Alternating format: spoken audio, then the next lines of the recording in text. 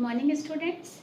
I am Neeru James, your social science teacher, and in this video I am going to explain you three important topics: unification of Germany, Italy and Britain. So we will begin without wasting our time. We will begin it with the unification of Germany. So when you will see the period of 1848, before that the idea of nationalism was spread by middle class, or you can say liberals, or you can say revolutionary. But after 1848, this idea was also promoted by conservatives also, before, who were not in the favor of nationalism.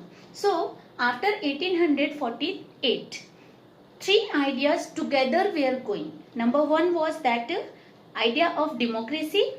With the demand of democracy, people started having revolution. And when democracy and revolution were together, so it spread, it generated the feeling of nationalism in the heart of people of Europe. So you can say democracy, revolution and nationalism. All these three ideas were going hand in hand. But nationalism now separated from democracy also, or you can say from revolutionaries and liberals. Now conservatives also started demanding or promoting the idea of nationalism. What was the reason behind it? That they wanted to control the political offices in Europe, or you can say they wanted to have the political power.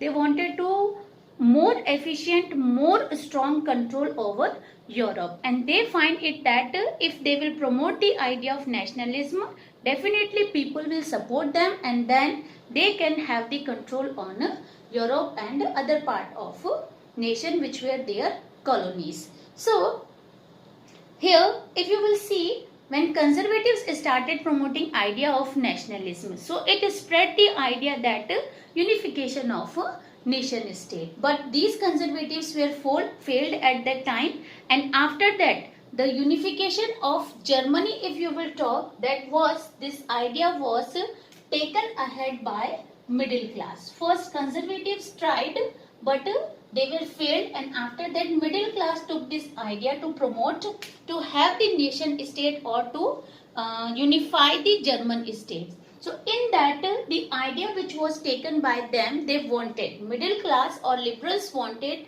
to unify the Germany with the help of parliament. Now you know that in parliament who are the member of parliament? So the people who are elected representatives. So middle class wanted to unify Germany with the help of parliament and constitution. But they were also failed, as united forces of Junkers, monarch and military interfere in that. Or you can say liberals were suppressed by united forces of monarch, then special military was there, and Junkers were there.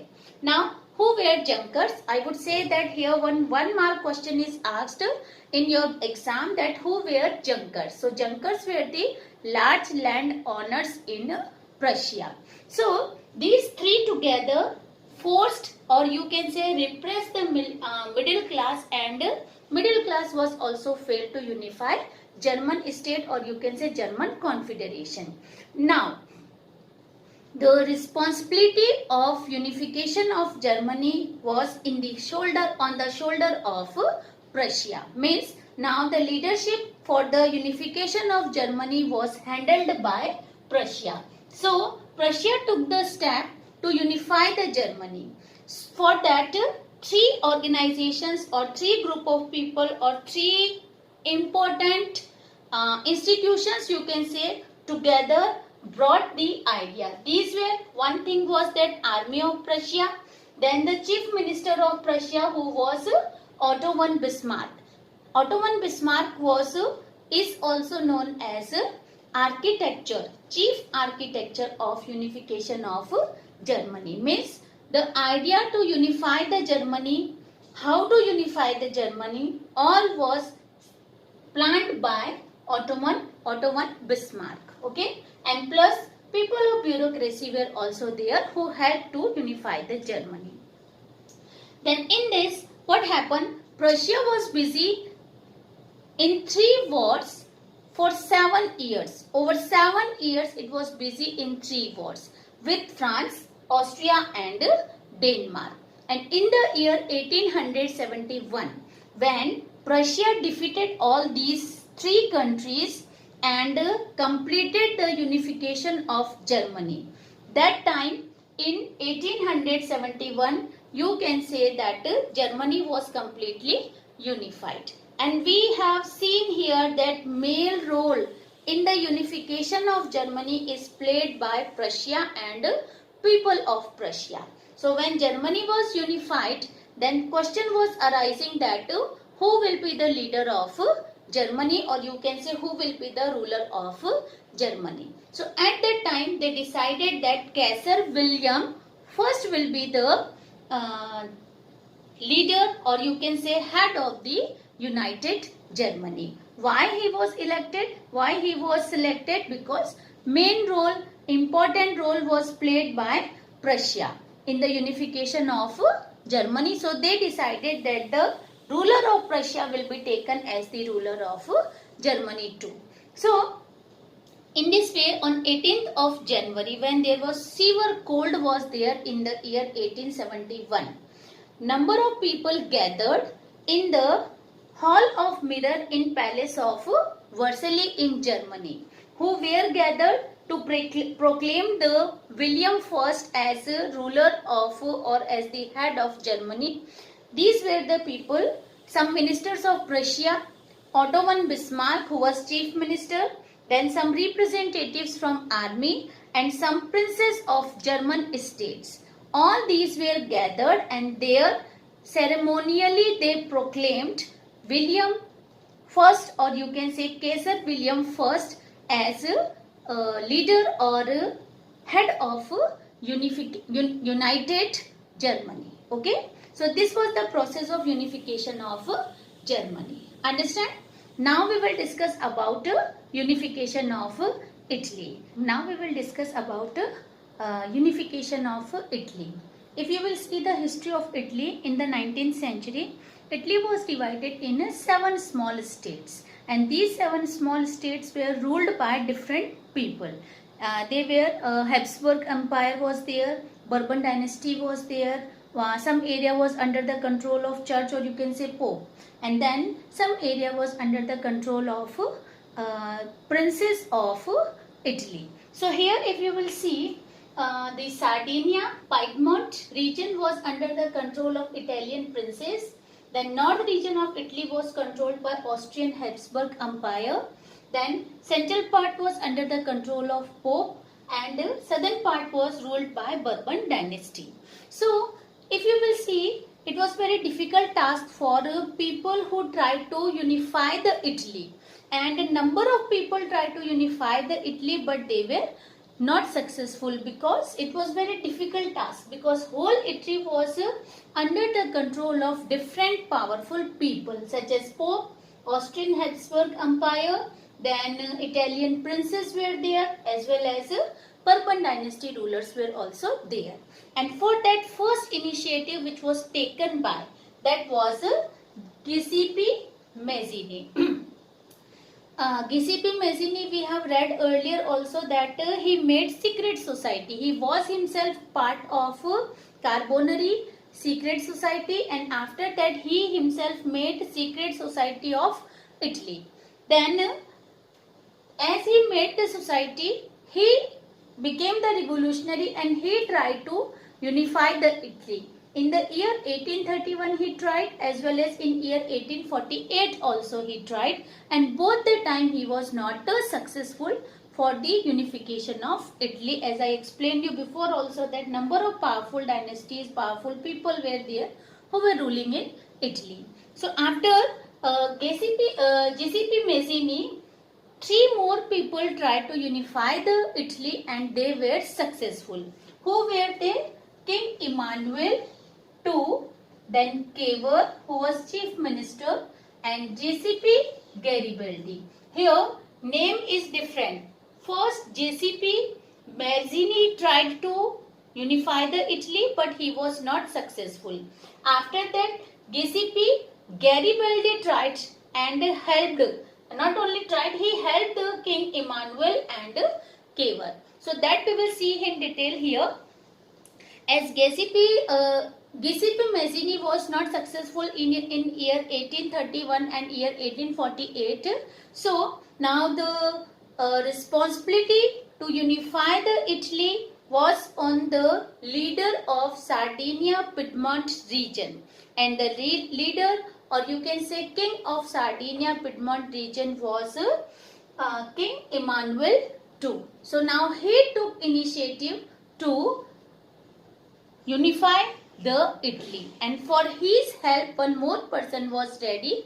His name was Cavour. He was chief minister, and neither he was revolutionary and nor he was a democrat, but he was good French speaker, and with the help of France, with the help of Cavour, plus with the help of King Emmanuel II as well as Giuseppe Garibaldi, the process of unification of Italy was successful. Together these three tried, and they were able to defeat the Austria in the year 1859, and after that they unified the Italy in 1860. And then who will be the ruler of Italy? Then again question was arising, as in Germany question was arise that who will be the leader of Germany. So here also they decided that who played important role in the unification of Italy, that person should be leader of Italy, and that is why King Emmanuel was proclaimed leader of Italy in year 1861. Now as I explained you that Habsburg Empire was that Austrian army was also removed in year 1859. Same way, the region which was under the control of Bourbon dynasty, that was also taken away, and now complete Italy was under the control of King Emmanuel II. As well as some regions were or some posts were given to the Italian prince also, because they were native of that region. So some regions were given to them also, or you can say some important posts were given them to rule in the Italy, in country. If you will talk about the people of Italy, these people were not literate. They did not know that what is Italia in their language. They were thinking that Italia is the name of a wife of King Emmanuel II. That much illiterate people were there in Italy. So they were not having any idea to unify their country or live together or share their common things or spread the idea of nationalism. Who played the role to unify the Italy? The people who were from outside. Cavour, Emmanuel and Garibaldi.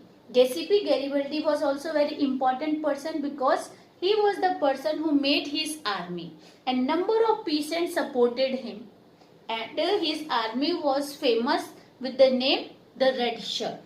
Now we shall discuss about unification of Britain. So if you will see unification of Britain, in that in the 18th century there was no nation state in Britain. Means Britain was also scattered in different regions. Which were these regions? So especially there were 4 regions in which Britain was scattered. Some area was of Scotland, where Scottish were living, Welsh were there, then Ireland was there where Irish people were living, as well as English people were also there who were living. Now as time started passing, out of these 4, English people started becoming more powerful.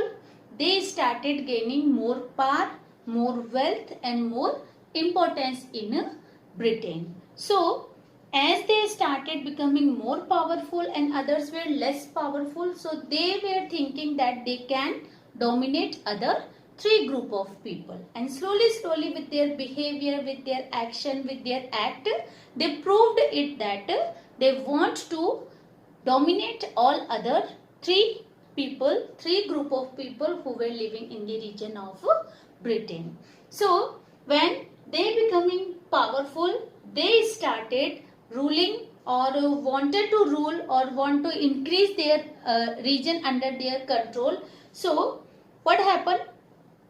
In 1688, first step which was taken by them, that they abolished monarchy from Britain and declared that now the region will be ruled by parliament, and parliament will have elected representatives. Okay, so they removed in 1688 monarchy, they abolished monarchy and established the rule of parliament. Now parliament, who were in parliament, maximum number of people who were member of parliament or elected representatives of parliament were English only. So again they started dominating parliament also.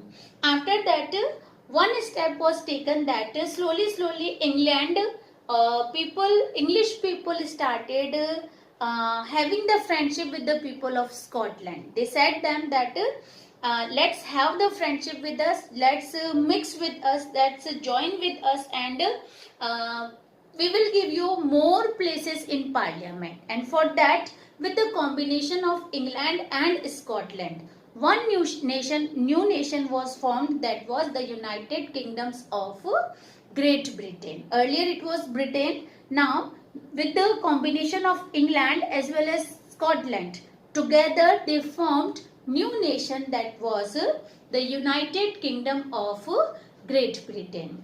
When they wanted to unite the nation at that time, English helped Scotland. But slowly the people who were Scottish, who were member of Scotland, they observed it, they started feeling that English people are not in their favor. They are in majority and they want to dominate them. So for that, what happened? They were not allowing them to wear their own traditional dresses. They were not allowing them to speak their own languages. And this way, they started dominating these people of Scotland. And then people of Scotland started revolution against them. So Scottish were not allowed, as they were not allowed to speak their own language. And these were the religion which was followed by them was Catholic. And English people were not in the favor of Catholic, because they were maximum majority was of majority in England was of Protestant. So they were favoring the people who were Protestant. So in Scotland, Catholic were more. So they wanted to dominate these Catholics also, or they raised a group of Protestant against the Catholic to fight against them. This happened in Ireland also with them. Ireland was having two group of people. One was Catholic and another was Protestant. Catholic were in majority and Protestant were in a minority. But these Protestant were helped by English people. These Protestant were helped by English people, and they held a war against Catholic people. And Catholic people were led by one person. His name was Wolfe Tone. But continuously struggle was there, and they were also suppressed and failed in year 1798. And after that, Ireland was also incorporated in UK, you can say, in year 1801. But the unification of Ireland in Britain, means the merge of Ireland in Britain, was forcibly, because the maximum number of people, majority of the people was of Catholic, and these Catholic were not ready to merge their nation in or with England. But minority people who were Protestant, they were ready to merge. So this merge, this unification of Britain was forcefully in year 1801. Now what happened when Britain was united in year 1801, they gave some new symbol to nationalize the nation, to show it that it is Britain is a nation state. For that, they made their own flag, they chose their own anthem, and they decided it their anthem as well as they decided their language also. So what was the national flag of Britain? that is Union Jack, which is continued today also. Then national anthem. The name of national anthem is the God Save Our Noble King, and the language is English. So this was the process of unification of Britain. We have discussed three important points in this session, that is the unification of Germany, unification of Italy, and unification of Britain. Number of time unification of Germany and Britain is asked in exams, but I will not say that that Italy is also not that much important. All three unifications are important, and maximum number of time one question of 3 mark or 5 mark is asked from in this portion of chapter. Okay.